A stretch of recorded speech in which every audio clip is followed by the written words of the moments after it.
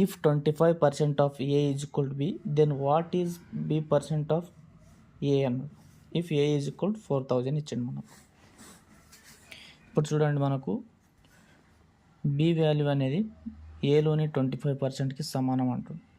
మనకి ఏ వాల్యూ ఎంత ఇచ్చిండు, మనకు 4000 ఇచ్చిండు. 4000లో 25% ఎంత, 1/4. ఫర్ ఎగ్జాంపుల్ ఇది 4000 మనకు 100% అనుకుంటే 4 భాగాలు 25% అంటుంది కాబట్టి ఒక భాగం మనకు 1000కి సమానం కదా. B is equal to 1000. B percent of A, if B percent of A కనుక్కోమంటారు.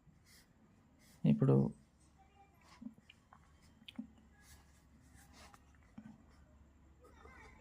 B percentage of A is equal to, అంటే B ఫర్ B ఎంత మనకు